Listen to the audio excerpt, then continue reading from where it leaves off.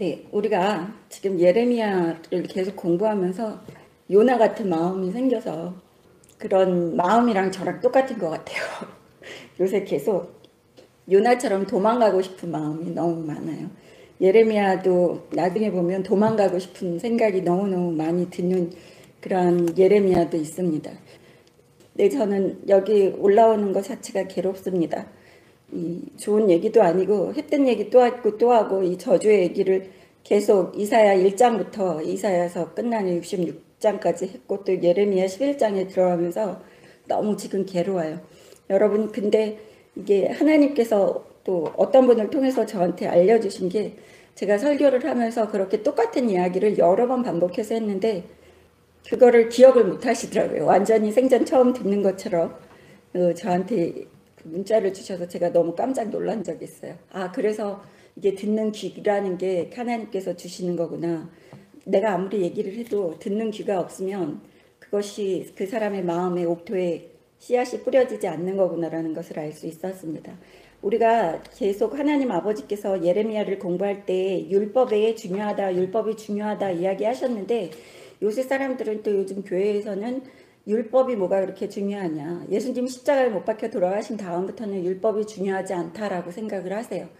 그래서 율법이 왜 중요한지를 예수님께서 직접 말씀하신 것을 한번 보겠습니다. 마태복음 5장 17절 한번 열어보시면 좋겠습니다.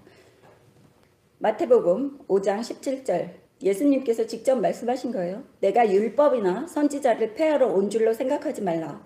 폐하러 온 것이 아니요 완전하게 하려 함이라. 율법이나 선지자를 폐하러 오신 것이 아니라고 예수님께서 또 이야기하시는 것을 볼 수 있어요. 그래서 18절 보시겠습니다. 진실로 너희에게 이르노니 천지가 없어지기 전에는 율법의 1.1획도 결코 없어지지 아니하고 다 이루리라 라고 예수님께서 말씀하셨습니다. 그래서 모세 오경을 꼭 읽어야지 된다고 제가 계속해서 말씀드리고 있는 상황입니다. 근데 사람들은 지금 많은 교회에서 많은 목사들이 이야기하는 것이 율법의 1.1획이 아니라 성경의 1.1획이라고 잘못 가르치고 있어요. 의도해서 그렇게 가르치고 있는지, 아니면 그 사람들도 무지해서 성경을 몰라서 무식해서 그렇게 이야기를 하고 있는지는 모르지만, 같은 무식한 교인들이 율법의 1.1획이 아니라 성경의 1.1획이라고 생각하고 성경에 있는 66권 사도들이 이야기한 거 모두 다 1.1획도 없어지지 아니하고 다 이룬다고 착각하고 있는 상황입니다. 그래서 율법이 무시되고 있는 게 지금 현재의 상황이에요. 근데 여기 예수님께서 이야기하시는 것은 율법의 1.1획이라고 말씀하셨습니다. 네, 율법을 꼭 가르쳐야지 된다고 이야기하시는 모습을 볼 수 있습니다. 저는 천국에서 크다 일컬음을 받을 것 같아요. 율법을 한 장 한 장 다 읽어서 한자 한자 읽어서 유튜브 동영상으로 올려놨습니다. 제발 여러분 그거 창세기 1장부터 모세오경, 신명기 마지막 장까지 꼭 들어보시기를 바랍니다. 20절 보십시오. 내가 너희에게 이르노니 너희의 의가 서기관과 바리새인보다 더 낫지 못하면 결코 천국에 들어가지 못하리라. 서기관과 바리새인이라고 하는 사람들은 율법을 딸딸딸딸 외우면서 율법주의자처럼 살았던 사람이에요. 율법에 얽매여서 살았던, 율법의 노예처럼 살았던 사람들을 이야기하는 것입니다. 그 서기관과 바리새인들의 의는 뭡니까? 알고만 있었지 행실로 옮기지 않았다는 거예요. 그러니까 서기관과 바리새인들보다 더 의를 행해야지 된다. 그것은 알고만 있어서도 안 되고 몸으로 실천해서 내 삶에서 율법을 알고 또 실천까지 해야지만 천국이 우리 거라고 예수님께서 이야기를 하고 계시는 거예요. 이렇게 중요한 말씀인데 사람들은 이것을 모릅니다. 성경을 여러 번 읽었다고 하는 사람들도 이것을 몰라요. 모르는 이유는 여러 번 읽어도 보는 눈이 없고 듣는 귀가 없기 때문입니다. 그래서 귀가 할례를 받아야지 되고 눈도 할례를 받아야지 되는 것입니다. 또 마태복음 6장 5절 한번 보겠습니다. 예레미야서를 읽기 전에 제 마음에 무장하는 거예요. 여러분 마음의 무장도 있지만 제가 너무 슬프기 때문에 예레미야서 읽을 때마다 좀 무장을 해야지 됩니다. 제가 마태복음 6장 5절 보겠습니다. 또 너희는 기도할 때 외식하는 자와 같이 하지 말라. 그들은 사람에게 보이려고 회당과 큰 거리 여기에 서서 기도하기를 좋아하느니라. 내가 진실로 너희에게 이르노니 그들은 자기 상을 이미 받았느니라. 하나님께 상 받을 게 없다 그러는 거예요. 하나님 기도를 안 들어주신다는 겁니다. 지금 우리나라에 어디에 가서 길바닥에서 밤새도록 큰 소리로 기도하고 방언한답시고 하는 사람들 있죠. 뭐라 그래요? 외식하는 자라고 예수님께서 이야기하고 계시는 거예요. 그분들이 성경을 많이 알 것 같습니다. 저의 생각에는.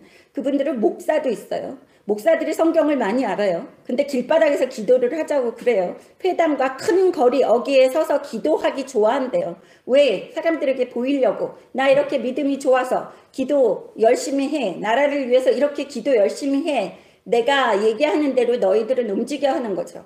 6절 보시겠습니다. 너희는 기도할 때 네 골방에 들어가서 문을 닫고 은밀한 중에 계신 네 아버지께 기도하라. 은밀한 중에 보시는 네 아버지께서 갚으시리라. 우리가 하는 기도는 하나님께 하는 기도예요. 예배도 하나님께 드리는 겁니다. 길바닥에서 사람들이 보게 예배 드리는 거 아니고 길바닥에서 사람들이 보게 기도하는 거 아니에요. 사람들한테 기도하는 게 아니기 때문입니다. 우리가 하는 기도는 하나님께 드리는 기도기 때문에 예수님께서 뭐라 그래요?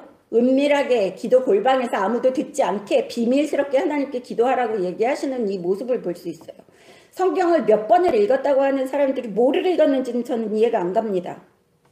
여기에 중요한 구절들은 다 뛰어넘고 있나 봐요.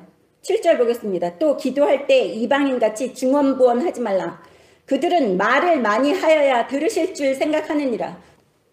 하나님 아버지와 같이 기도할 때 말로 하는 것도 아닙니다. 우리 마음으로도 해요. 우리 텔레파시로도 합니다.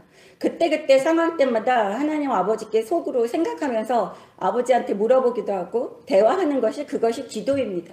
기도라 그래서 거창하게 해야지만 무릎 꿇고 큰 소리로 기도를 해야지만 그게 기도가 아니라는 거예요. 장소 불문 가리지 않고 여러분이 하나님 아버지와 교제하는 것이 대화하는 것이 기도입니다. 말 많이 하지 말라 그러세요. 말 많이 안 해도 아버지는 우리의 마음을 아시기 때문입니다. 기도 저는 짧게 계속 하고 있는 사람입니다. 그냥 옆에 있는 분이랑 대화하는 것처럼 하시면 돼요. 8절 보겠습니다. 그러므로 그들을 본받지 말라. 구하기 전에 너희에게 있어야 할 것을 하나님 너희 아버지께서 아시느니라. 그들을 본받지 말라고 하십니다. 말 많이 하는 사람, 사람들 앞에서 기도 많이 하는 사람, 큰 길가에서 기도하는 사람, 사람들이 보게 하기 위해서 자기 자랑을 위해서 하는 거, 그런 거 하나님께서 기뻐하시지 않기 때문에 본받지 말라고 예수님께서 말씀하셨습니다.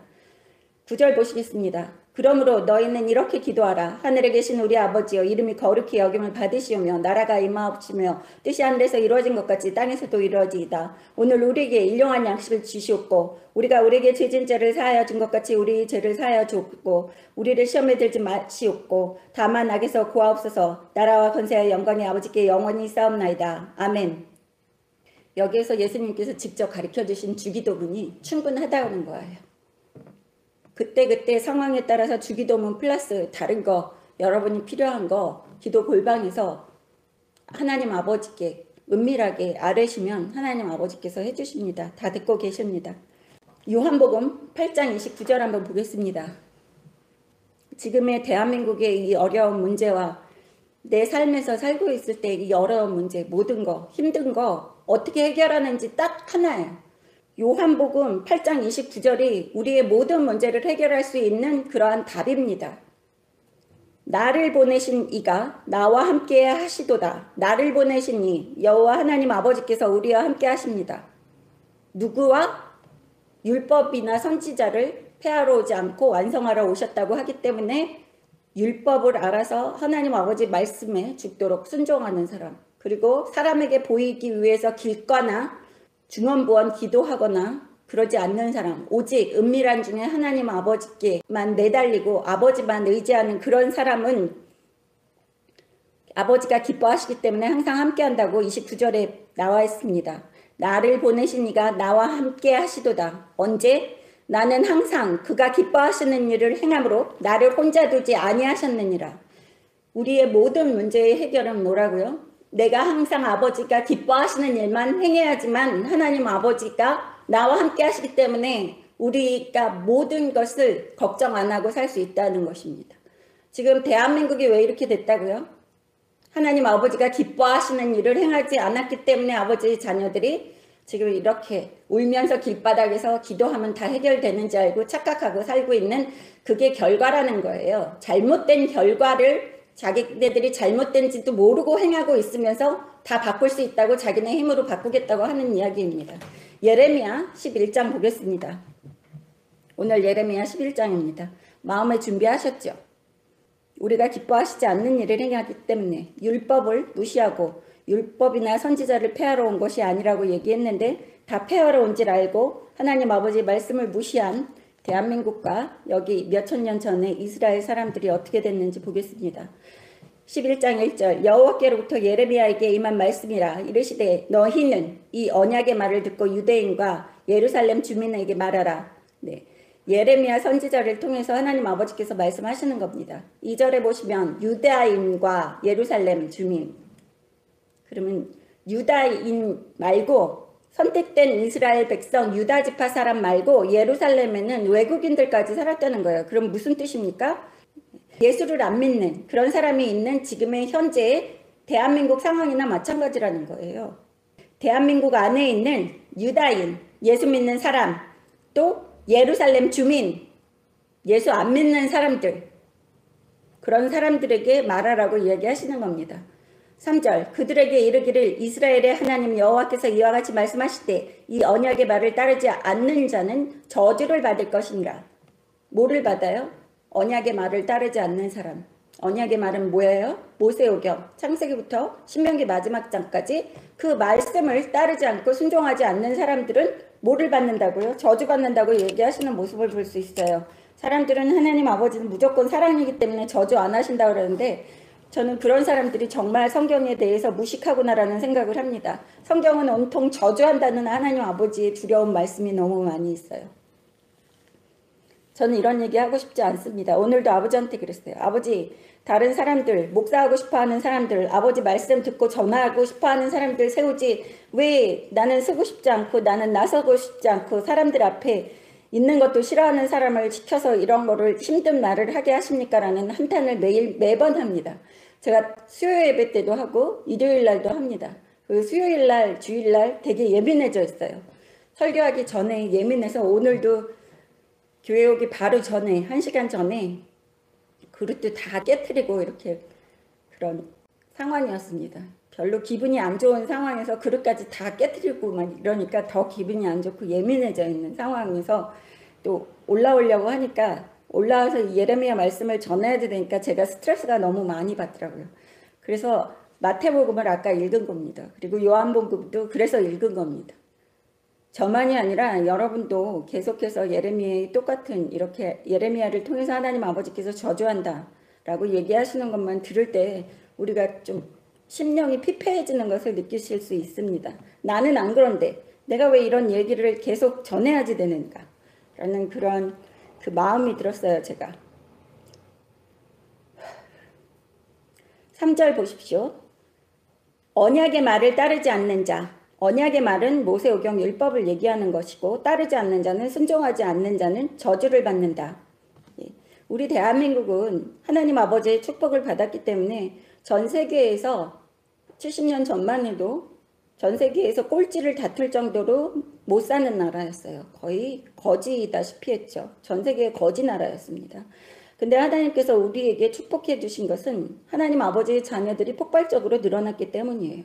그 하나님 아버지의 자녀들의 축복의 콩고물을 먹고 대한민국이 같이 이렇게 전 세계의 그 OECD 국가 10등 뭐 안팎에 되는 나라로 우뚝 섰는데 요즘은 이 빨갱이 좋아하는 정권이 들어서더니 뭐 10등 저리 밀려났다 그래요. 13등 뭐 15등 이렇게 얘기가 나오고 있습니다. 뭐 더 추락할 것은 뻔한 일이고요. 그래서 언약의 말, 아버지의 말씀 모세오경을 듣고 순종하지 않는 사람들은 저주를 받는다는 거예요. 모르는 것도 저주받는 것입니다. 예수 믿는다고 하면서 모세오경 구약도 모르면서 축복받는다는 것은 어불성설이에요.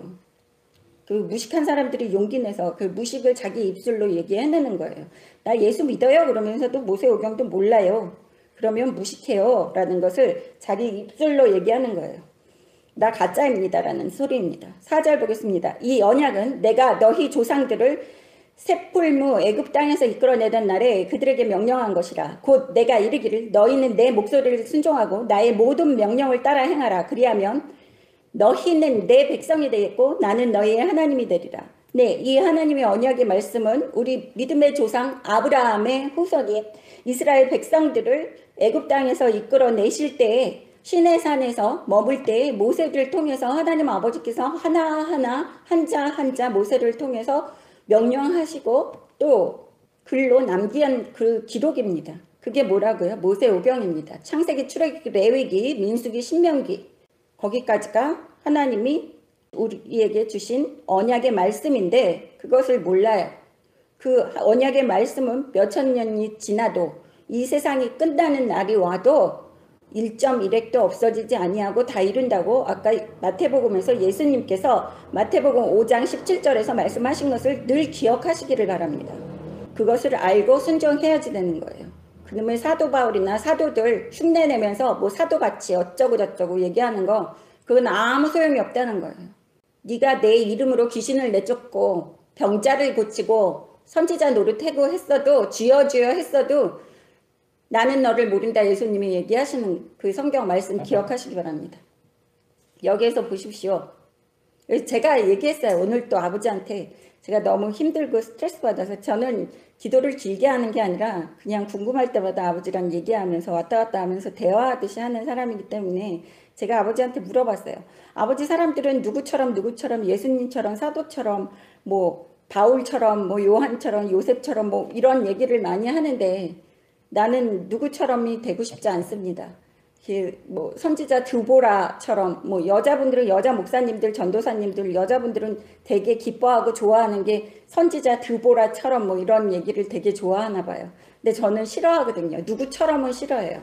그래서 제가 아버지한테 그랬어요. 아버지 나는 누구처럼은 싫고 나는 이영숙이고 난 이영숙답게 이영숙처럼 행동하고 싶은데 사람들은 누구처럼 자꾸 본보기를 모델을 만들어 놓고 그 사람을 추종하려고 노력을 하는데 그거 괜찮습니까? 그러니까 아버지가 그것도 우상이다 얘기하시는 거예요. 그러니까 여러분 누구처럼이라고 얘기하지 마세요. 여러분 유니크한 사람이에요. 유니크하고 독보적인 인물들이에요. 하나님 아버지께서 한 명 한 명 다 각자 지문도 다 다르게 만드시고 각자 다 성품을 다르게 만드신 거예요. 왜냐하면 하나님 아버지가 그 자유의지를 주셨기 때문에 여러분 한 사람 한 사람이 여러분 자체로 귀하신 분이에요. 여러분 다워야지 돼요. 여러분 다우면서 하나님 앞에 올바르게 순종할 줄 알아야지 되는 거예요. 저는 이영숙 다우면서 이영숙 고집을 갖고 죽도록 하나님께 순종하는 거고 여러분은 여러분대로 순종하시는 거예요. 우리 김집사님은 김집사님 성격대로 김집사님 생활 환경에서 죽도록 하나님 아버지 말씀에 순종해서 사는 게 그것이 아버지가 기뻐하시는 삶입니다. 그렇지 않으면 뭐 로버트처럼 똑같이 만들었죠. 근데 사람들은 착각하는 게 누구처럼을 너무 많이 해요. 사도처럼. 네. 여기 보십시오. 5절에 보시면 내가 또 너희 조상들에게 한 맹세는 그들에게 젖과 꿀이 흐르는 땅을 주리라 한 언약을 이루라 한 것인데 오늘이 그것을 증언하느니라 하라 하시기로 내가 대답하여 이르되 아멘 여호와여 하였노라. 네, 4절에서 내 이야기를 듣고 순종하고 모든 명령에 따라서 죽도록 순종하면 내 백성이 된다. 지금 현재를 살고 있는 우리들에게는 내 자녀가 되게 하고 내가 약속해준 그 모든 젖과 꿀이 흐르는 땅 그러면 젖과 꿀이 흐르는 땅이 땅이 아니라 그랬잖아요. 가나안 땅은 원래 사막과 같은 땅이에요. 지금 그래서 기근이 너무 심했기 때문에 아브라함도 계속해서 남쪽 애굽으로 내려가고 요셉이 팔려갔을 때도 12 형제들이 야곱과 같이 또 애굽으로 들어가서 400년 동안 노예살이를 했었습니다. 그거는 어떠한 척박한 땅이라도 하나님 아버지를 의지할 때는 젖과 꿀이 흐르는 땅이 될 수밖에 없다는 거예요. 그래서 우리가 살고 있는 지금 현재 대한민국의 이렇게 어려운 상황에서도 우리가 하나님 아버지만 의지하면 이 대한민국의 이 어려운 상황도 젖과 꿀이 흐르는 축복받는 삶을 살 수 있는 땅을 된다는 그러한 약속의 말씀을 해주시는 겁니다. 그래서 그 어디나 하늘나라 하나님만 의지하고 아버지만 바라볼 때 그때는 우리가 어디나 하늘나라라고 생각을 하고 젖과 꿀이 흐르는 땅이 되는 거예요. 근데 사람들은 그렇게 생각하지 않아요. 자기 힘으로 다 모든 것을 바꾸겠다고 그래요. 그래서 아버지를 쳐다보지 않고 아버지께 집중하는 것을 다른 세상 것으로 집중하고 세상 것을 보면서 그것에 집중하면서 아버지에게는 내가 원하는 것을 이루어주는 그러한 요술쟁이 취급을 하고 있는 것이 지금 믿는다고 하는 사람들이 잘못된 그 시각이에요. 잘못된 믿음이고요.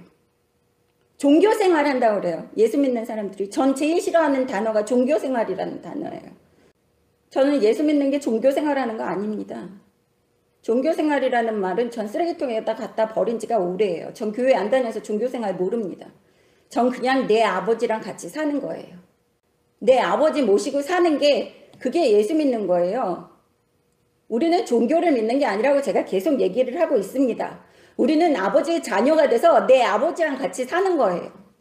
그리고 육신의 지옥을 벗고 나서 내가 가는 것이 내 아버지 집에 가서 편안하게 아버지랑 영원히 살기 위해서. 근데 사람들은 종교생활해요. 교회를 안 다니면 종교생활을 어떻게 합니까? 얘기하는데 그때는 대답하기도 싫고 말하기도 싫어요. 저는 이제. 세상 사람들과 정말 이제는 더 전화로도 얘기하기 싫고 문자로도 얘기하기 싫어요. 사회 부적응자가 점점 더 심하게 되고 있는 것 같아요. 제가 요새. 더 날카로워지고. 흑암의 권세들이 더 기승을 피고 난리를 치고 있는데 하나님 아버지 자녀라고 이야기만 하면서 자기가 어떻게 아버지를 기쁨이 되는지를 몰라요. 그렇기 때문에 요한복음 8장 29절에서 아버지가 기뻐하시는 일만 했기 때문에 예수님과 같이 하시고 늘 항상 혼자 두지 아니하셨다고 예수님께서 직접 이야기하신 그 말씀을 붙들어야지 됩니다. 그것이 핵심이에요. 우린 종교생활이라는 게 없어요. 우리가 하는 거 그냥 아버지가 기뻐하시는 삶을 살면서 아버지 모시고 사는 게 그게 정답이라는 거예요. 어려운 거 생각하지 마세요. 그리고 제가 또 무슨 댓글을 봤는데 사람들은 너무 헷갈려 하는 것 같아요. 무슨 거룩한 척 하기를 너무 좋아해요. 저는 거룩한 척 하는 거 쓰레기통에 갖다 버린 지 오래예요. 거룩한 척 안 하려고 그래도 아버지 싫어하는 거 못해요. 그럼 아버지 싫어하는 거 못하면 그것이 아버지가 원하시는 삶이에요. 내가 거룩하니 너희도 거룩하라. 그래서 내 힘으로 노력하는 거 아닙니다. 성경에 나와 있는 거 모두 성령님이 내 안에 임재하시면 내 DNA가 아버지의 영 DNA가 작동하게 돼서 아버지 싫어하시는 것은 나도 싫어지는 것이 당연한 일이에요. 근데 그것을 사람들이 몰라요.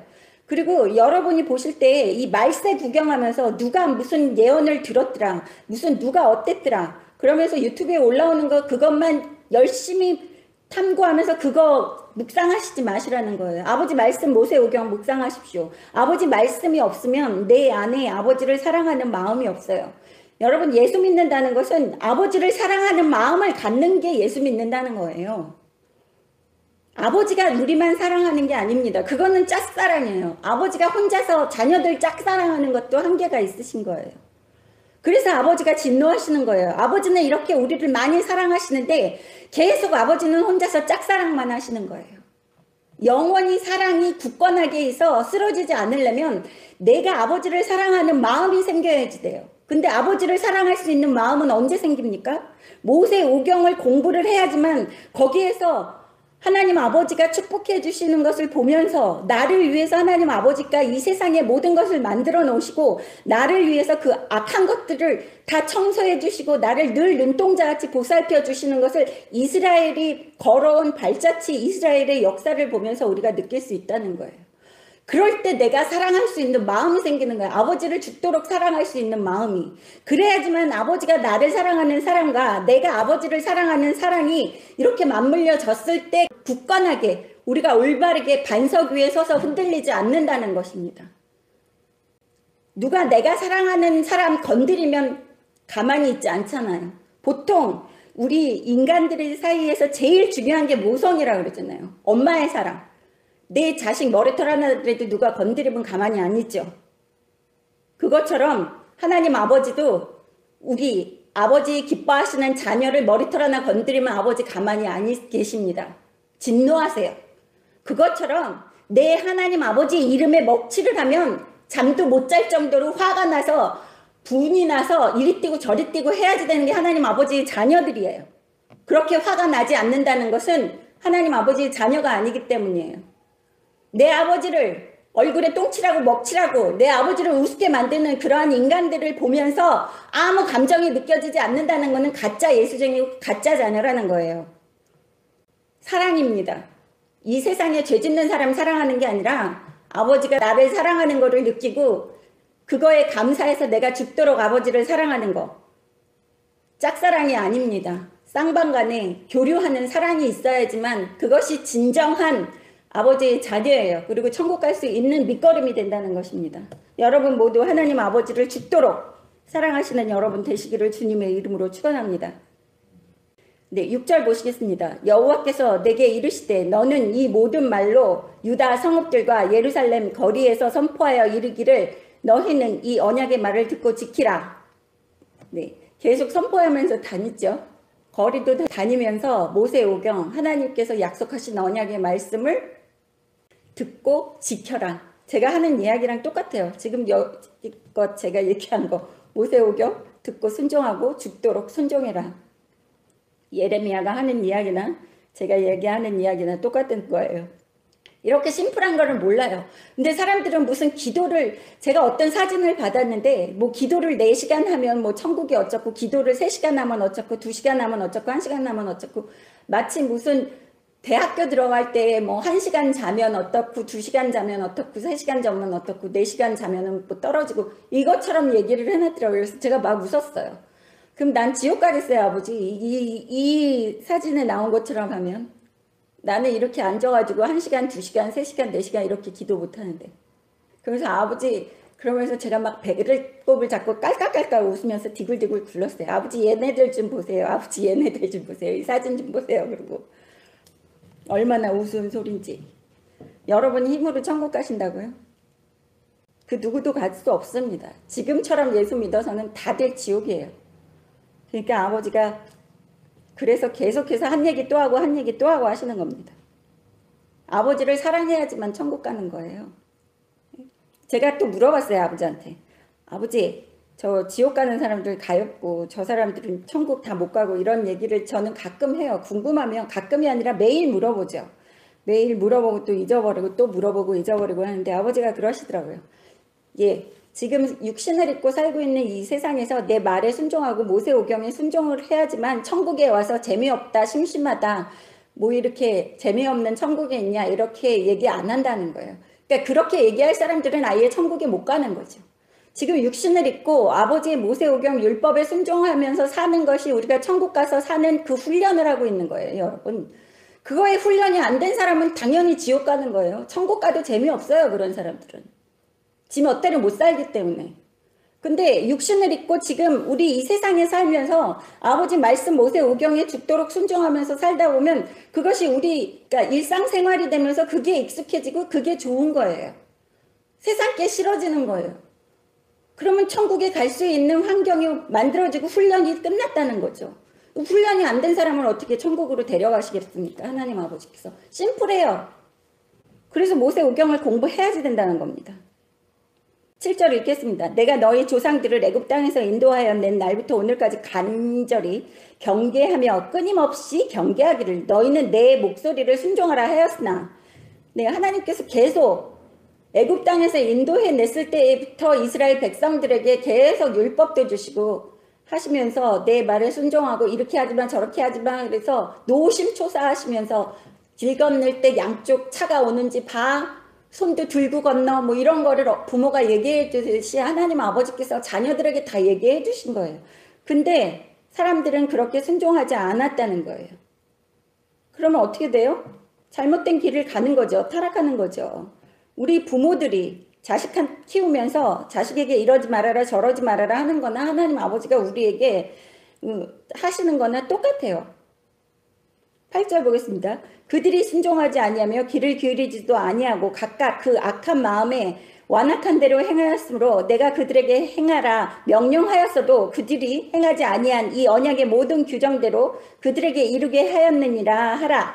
네, 하나님이 그렇게 명령을 했는데도 순종하지 않고 했기 때문에 그 규정대로 한다고 얘기하시는 말씀은 하나님께서 말씀하셨었죠. 출애굽기 34장에서 죄는 용서하지만 벌에 대한 보응은 자손 3, 4대까지라고 했던 거 기억하시죠?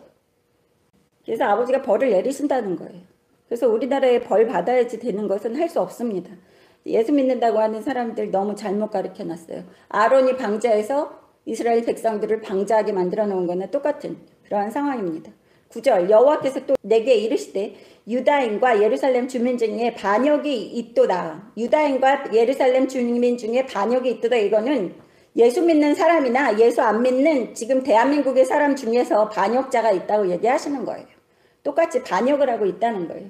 예수 믿는 사람들이라고 하는 대한민국에 있는 사람들이 다 말씀에 순종하지 않고 아버지가 지키라고 했던 그거를 하나도 안 지키고 무시하고 살고 있었는데, 이제 9절에서는 또 얘기하시는 게, 제가 얘기하는 거는 지금 이스라엘 백성들에 대해서도 이야기하지만 대한민국의 아버지의 자녀라고 하고 대한민국 상황에 대해서 또 설명을 하고 있는 것입니다. 제가 오늘은 이거 읽기 싫어가지고 예레미야 11장 안 읽고 왔어요. 그냥 귀로 한번 쓱 듣고 왔는데 아버지가 얘기해 주시는데 반역자가 있다고 그러십니다. 지금 우리 알죠? 근데 어쩌면 여기 성경 말씀의 9절에 반역자가 있다고 그대로 말씀하십니다. 우리 사이에 대한민국 안에 반역자들, 간첩들 너무너무 많이 있대요. 10절 그들이 내 말 듣기를 거절한 자들의 선조의 죄악으로 돌아가서 다른 신들을 따라 섬겼은즉 이스라엘 집과 유다 집이 내가 그들의 조상들과 맺은 언약을 깨뜨렸도다. 네. 그들이 내 말 듣기를 거절한 자기들의 선조의 죄악으로, 선조의 죄악, 북한은 누구 선조들이요? 예수 믿는다고 하고 동방의 예루살렘이라고 그랬던 북한의 중심지였던 평양의 사람들이 하나님 앞에 배도했죠. 그러면서 하나님의 말씀을 거절하고 우상숭배한 것처럼 유다 집도 그 우리의 믿음의 조상들이 했었던 그 믿음을 지키지 않고 지금 우리나라의 대한민국에 예수 믿는다고 하는 사람들까지도 다시 이렇게 타락했다고 얘기하시는 것을 볼 수 있어요. 그래서 하나님 아버지께서 우리 초창기 때 예수를 신실하게 믿으면서 그 죽임을 당하면서까지, 목배임을 당하면서까지 대한민국에서 예수를 믿고 믿음을 지켰던 그 선조들의 그과 맺은 하나님의 언약, 그래서 우리 대한민국 사람들이 잘 먹고 잘 살게 된 그 언약을 깨뜨렸다고 얘기하시는 겁니다. 11절 그러므로 나 여호와가 이같이 말하노라. 보라 내가 재앙을 그들에게 내리니 그들이 피할 수 없을 것이라. 그들이 내게 부르짖을지라도 내가 듣지 아니할 것인즉 유다 성읍들과 예루살렘 주민이 그분 향하는 신들에게 가서 부르짖을지라도 그 신들은 그 고난 가운데서 절대로 그들을 구원하지 못하리라. 유다야 네 신들이 네 성읍의 수와 같도다. 너희가 예루살렘 거리의 수대로 그 수치스러운 물건의 제단 곧 바알에게 분향하는 제단을 쌓았도다. 네, 모든 사람들이 자기의 신이 있습니다. 예수 믿는 사람들도 요새 신이 있어요. 목사를 신으로 섬기고 자기 믿음을 신으로 섬기고 방언하는 거를 신으로 섬기고 길거리에서 며칠 동안 낮밤 없이 잠도 안 자고 기도한 거를 신으로 섬겨요. 자기의 힘을 신으로 섬깁니다. 그래서 하나님께서 그것을 죄악시 여기시는 거예요. 그래서 내가 듣지 아니한다고 하시는 게 11절에 얘기하시고 12절 보세요. 신들에게 가서 부르짖을지라도 너희들이 아무리 그런 것들을 믿고 부르짖어도 그것들은 너희를 구원해 줄 수가 없어. 우리나라의 경제적인 힘든 거, 그리고 우리나라가 힘든 상황을 경제적인 것뿐만이 아니라 혼란기를 겪고 있습니다. 그런 혼란기를 겪을 거를 각오를 하세요, 여러분. 이제 겨우 문 열고 발 하나 들여 놓았다고 그러는데 지금 대한민국이 말도 못합니다. 지금 뉴스나 TV로 얘기를 안 해주고 공중파에서 얘기를 안 해줘서 그렇지 우리 주변들 한번 보세요. 힘들어서 떨어져 나가는 사람들이 너무 많이 있고 앞으로는 가족 단위로 자살하는 사람들이 출몰을 하고 있지만 그것은 우후죽순처럼 믿지 않는 사람들, 또 예수 믿는다고 하면서도 진실되게 믿지 않는 사람들은 이 고통스럽고 힘든 상황에서 가족들이 자살해서 많은 그 고통스러운 상황들을 우리가 목도할 것입니다. 14절 그러므로 너는 이 백성을 위하여 기도하지 말라. 그들을 위하여 부르짖거나 구하지 말라. 그들이 그 고난으로 말미암아 내게 부르짖을 때 내가 그들에게서 듣지 아니하리라. 하나님 아버지께서 뭐라 그러십니까? 하나님 아버지께 기도도 하지 말래요. 그들이 고통당하는 것을 보고 기도를 해도 내가 그 기도 들어주지 않을 거야 라고 하는 거예요. 죄에 대한 보응은 자손 3, 4대까지라고 출애굽기 34장에서 이야기하신 그 언약의 말씀을 지키신다고 하나님께서 이야기하신 것처럼 여기 그대로 하나님께서 이야기하시는 모습을 볼 수 있습니다.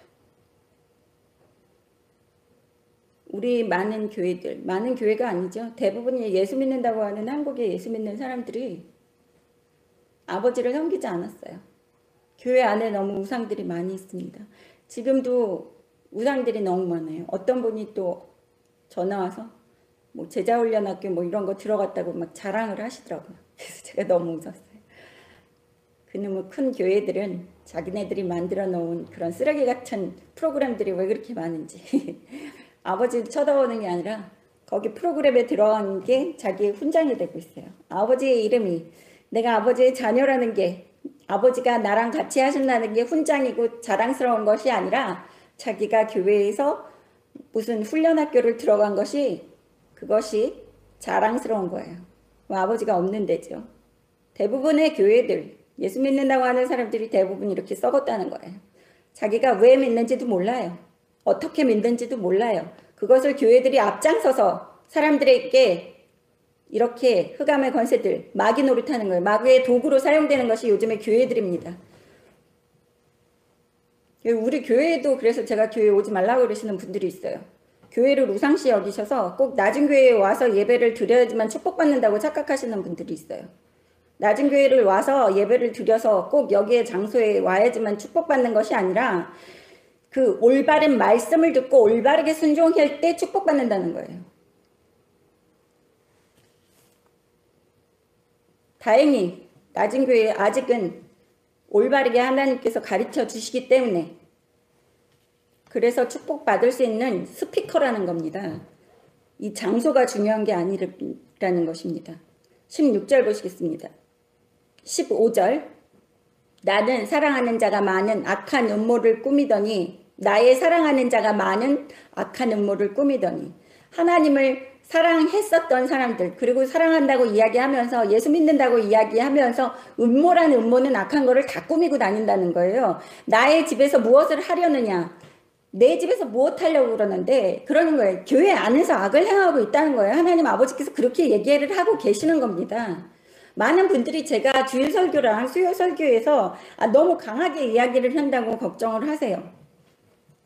저는 걱정은 안 되는데 이런 제가 말하고 싶지도 않고 그런 사람들의 그 악한 행동에 대해서 내 입으로 언급하고 싶지도 않은 것들을 제가 목사기 때문에 강대상에서 이런 거를 언급해야지 되는 것 자체가 저한테는 고통입니다. 안 하고 싶지만 내가 목사기 때문에 아버지가 또 시키시니까 또 이것을 읽으면서 해설을 해줘야 되기 때문에 해야지 된다는 게 저는 고통이에요. 그래서 제가 아버지한테 그랬어요. 요새 계속 그러는 게 아버지 나 목사하기 싫으니까 그런데 아버지가 저를 목사를 만드셨으니까 나 이거 얼른 성경 한 권 다 끝내고 다 읽어서 설교 끝내고 나면 동영상으로 유튜브에 올렸으니까 나 이제 생중계 안 해도 되지 않습니까? 그러고 요새 매번 조르는데 아버지께서 대답을 안 하시더라고요. 그러다가 한번 그러시더라고요. 너는 예배 드리는 게 꼭 성경 말씀만 전하는 게 예배 드리는 거냐? 이렇게 얘기를 하셔서 아무 소리를 못하고 있는데 가끔가다 제가 계속 그럽니다. 그래서 하나님께서 얘기하시는 거예요.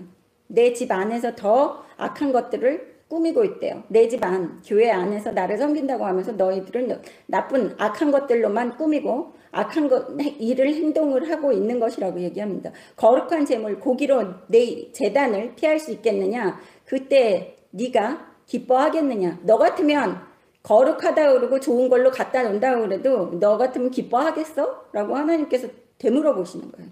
16절 여호와께서는 그의 이름을 일컬어 좋은 열매 맺는 아름다운 푸른 감람나무라 하였었으나 큰 소동 중에 그 위에 불을 피웠고 그 가지는 꺾였도다. 네. 하나님께서는 좋은 열매를 맺는 푸른 감람나무가 좋다고 얘기를 하시는데 큰 소동 중에 그 위에 불을 피웠다. 다 불로 태워서 그 하나님이 기뻐하시는 그런 것들 그런 걸 쑥대밭으로 만들어 놓았다는 거예요. 사람들이. 자기네들의 그 열성이 너무 가했죠. 열이 되게 맞는 거예요. 자기네들이 하려고 하는 그 자기네 힘으로 무엇을 하겠다는 그게 너무 과했기 때문에 모든 걸 불태워 먹고 모든 걸 잿더미로 만들어 놓는 사람들입니다. 17절 바알에게 분향함으로 나의 노여움을 일으킨 이스라엘 집과 유다의 집 악으로 말미암아 그를 심은 만군의 여호와께서 그에게 재앙을 선언하셨느니라. 네, 유다의 집과 이스라엘 집과 유다의 집. 그럼 북쪽의 이스라엘과 남쪽의 이스라엘이에요. 그래서 우리 이제 북쪽이나 남쪽이나 매한가지라는 것이죠. 뭐 북쪽은 이제 좋아지기는 하지만 그래도 북한이 이 고통을 겪어왔었던 걸 우리는 알고 있습니다. 북한이 얼마나 힘든 생활을 했는지 70년간. 18절 보겠습니다. 여호와께서 내게 알게 하셨으므로 내가 그것을 알았나이다. 그때 주께서 그들의 행위를 내게 보이셨나이다. 네. 그때 주께서 그들의 행위를 내게 보이셨나이다. 그냥 보이죠. 네. 영적으로 깨어있는 사람들은 그 교회들에서 하는 짓거리들을 그냥 눈으로 보여집니다.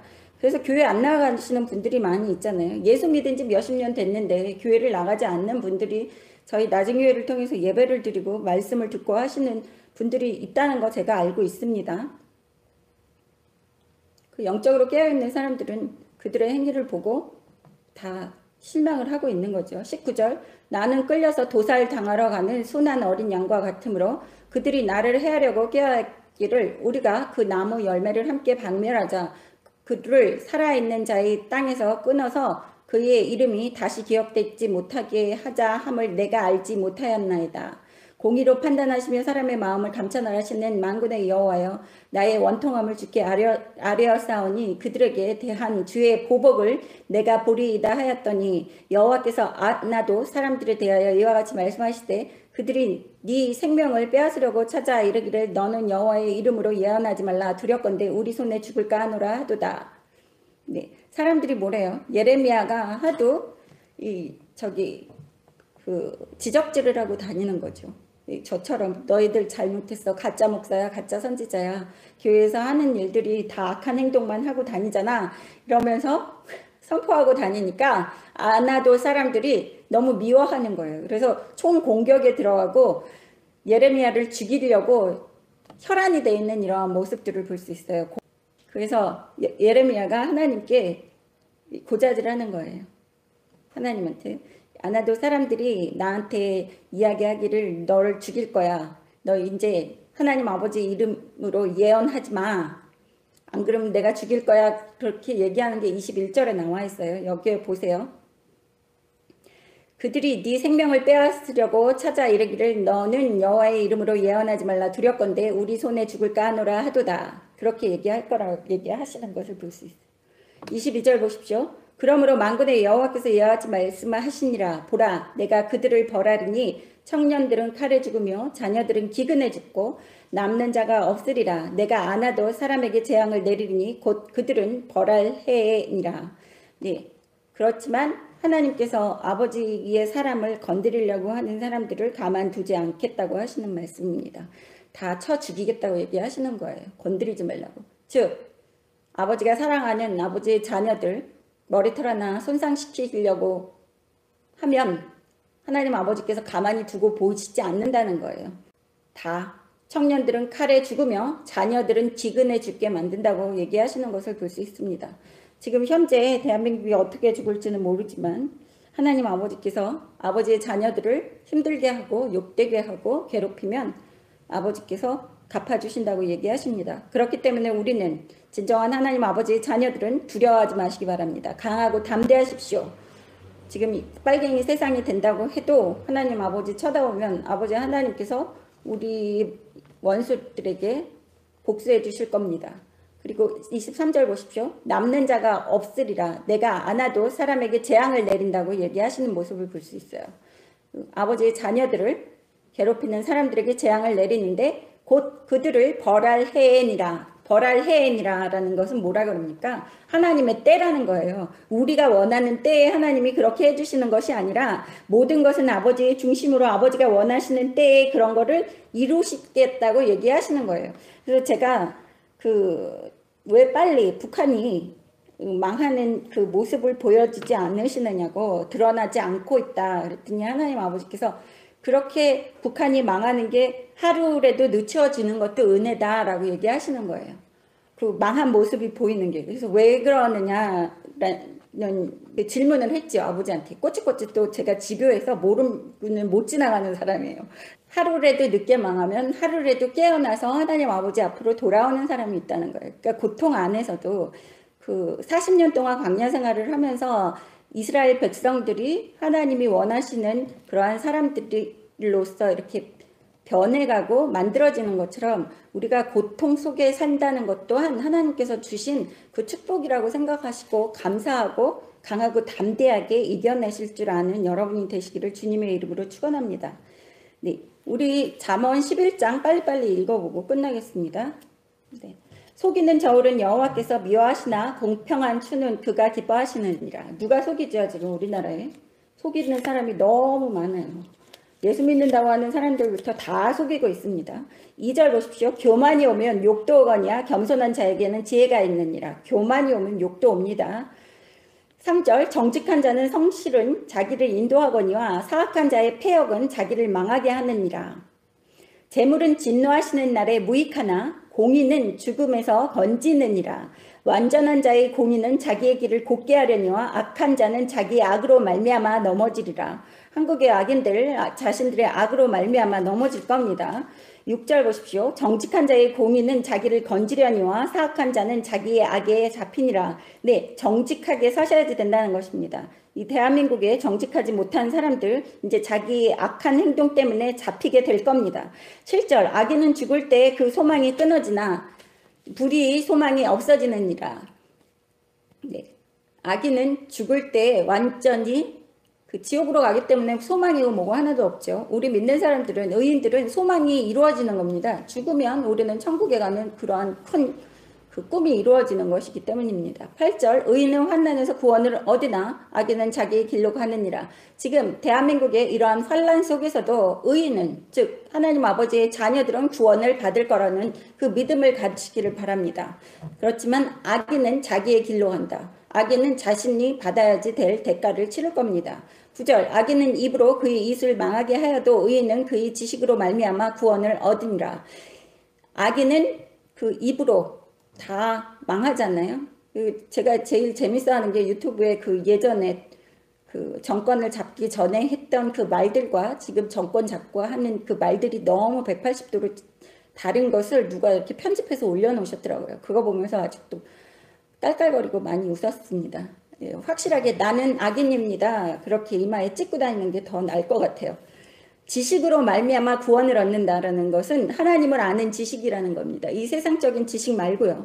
우리가 하나님의 말씀을 알아서 순종하기 때문에 우리는 이러한 풍파가 몰려와도 아버지 말씀에 순종하는 사람들은 구원을 얻는다고 하십니다. 10절 의인이 형통하면 성읍이 즐거워하고 악인이 패망하면 기뻐 외치느니라. 이제 곧 패망할 겁니다. 성읍은 정직한 자의 축복으로 인하여 진흥하고 악한 자의 입으로 말미암아 무너지느니라. 네, 대한민국이 여지까지는 하나님 아버지 자녀들, 아버지 말씀에 순종하는 정직한 자에게 아버지께서 주시는 축복으로 인해서 이렇게 대한민국이 잘 먹고 잘 살게 되었죠. 그랬는데 악인의 입으로 말미암아 지금 다 무너졌습니다. 대한민국이. 예, 잠언에 나와 있는 말 그대로 이루어지고 있는 모습이 지금 우리가 살고 있는 현실입니다. 12절 지혜 없는 자는 그의 이웃을 멸시하나 명철한 자는 잠잠하느니라. 네, 서로 그 태극기 집회에 안 나갔다고 손가락질하고 멸시하지 마세요. 손가락질하지 마십시오. 대한민국이에요. 자유주의 민주주의 국가입니다. 자기가 원하는 대로 살 수 있는 거예요. 하다못해 동성애도 해도 된다고 그러면서 좌파들은 난리를 치는데 네, 태극기 집회 이런 거 아니면 예수쟁이들 모여서 뭐 광화문에서 아니면 그 거기에서 밤샘 하는데 왜 안 나가느냐고 자꾸 사람들 그러는 거 그거는 악인의 입을 가지는 거예요. 지혜 없는 자입니다. 13절 보십시오. 두루 다니며 험담하는 자는 남의 비밀을 누설하나 마음이 신실한 자는 그런 것을 숨기느니라. 14절 지략이 없으면 백성이 망하여도 지략이 많으면 평안을 누리느니라. 지략이 없어요 지금. 예수 믿는다고 하는 사람들도 지금 보면 뭐 쪽수로만 하겠대요. 지략이 없습니다. 지략은 누가 주십니까? 지혜도 하나님께서 주시기 때문에 예수 믿는 사람들이 똑똑하고 지혜롭고 지략이 있을 수밖에 없어요. 지략이 없다는 것은 하나님이 없다는 것입니다. 15절.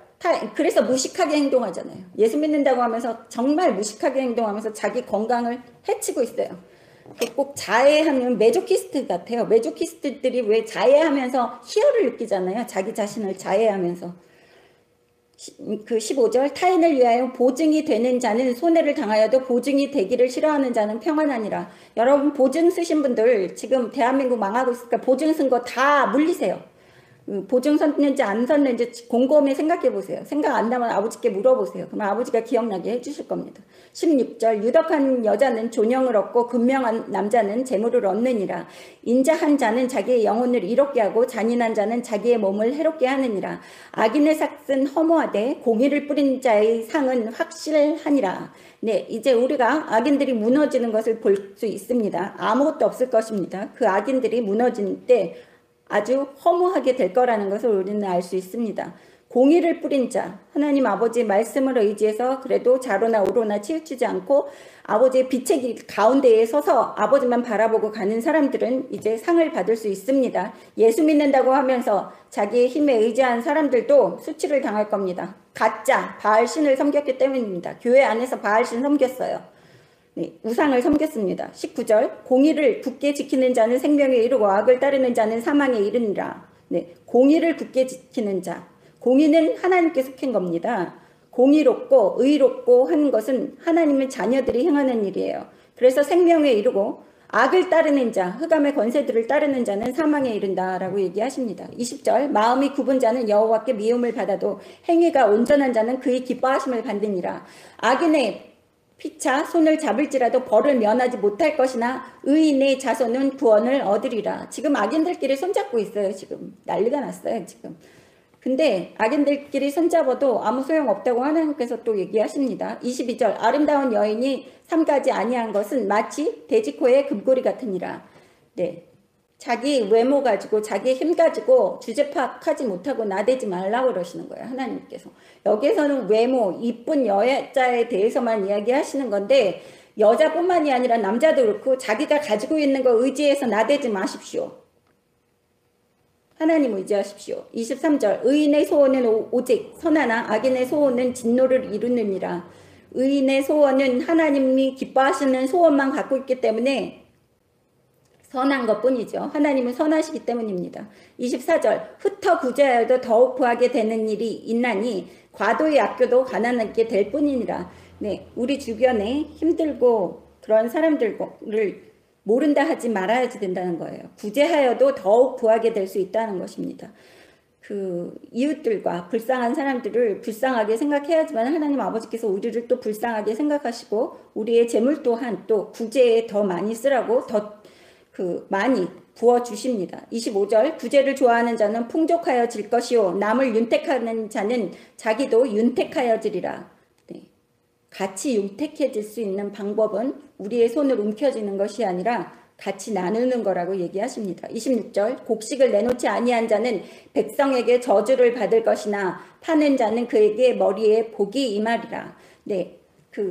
이제 불경기가 와가지고 물건이 천정부지로 솟고 물건이 희귀해질 때가 있을 거예요. 그럴 때 더 비싼 값에 팔겠다고 그렇게 하는 사람들은 저주를 받지만 그러한 상황에서도 움켜쥐지 않고 그것을 내놓는 사람들에게는 복이 임한다고 얘기하십니다. 27절. 선을 간절히 구하는 자는 은총을 얻으려니와 악을 더듬어 찾는 자에게는 악이 임하리라.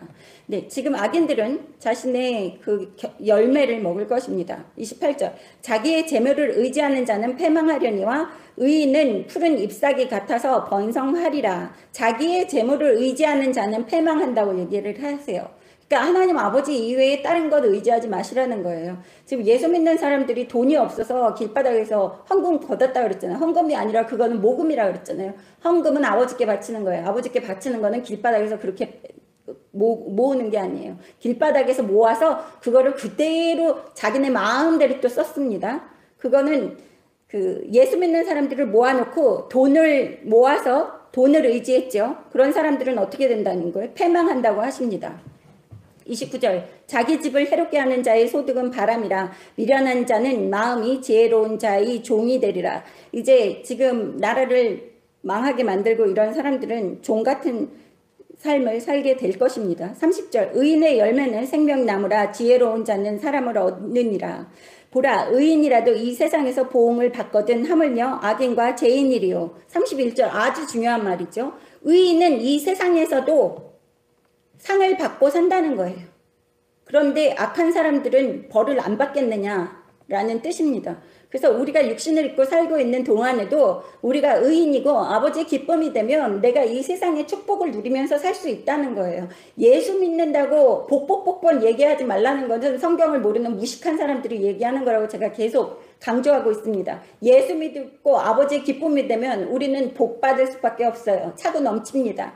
그래서 신명기 28장의 축복, 하나님 아버지께서 남에게 꾸어줄지언정 꾸지 않을 것이고 어디를 가도 머리가 되고 꼬리가 되지 않을 것이고 나가도 복을 받고 들어와도 복을 받고 성읍에서도 복을 받고 들판에서도 복을 받고 하는 일마다 만사형통하고 악인이 한 길로 너를 치러 왔다가 일곱 길로 도망하는 그러한 축복을 주신다고 하나님께서 계속해서 얘기해 놓으신 게 그 모세오경에 나와 있어요. 그 모세오경의 축복을 보면서도 하나님 아버지를 사랑하는 마음이 성장하지 않는다는 것은 그것은 가라지라는 뜻이에요. 아버지 하나님의 자녀가 아니라는 뜻입니다. 여러분 모두 하나님 아버지의 축복 이 세상에서도 누리시다가 천국 가서도 똑같이 축복 누리시는 여러분 되시기를 주님의 이름으로 축원합니다.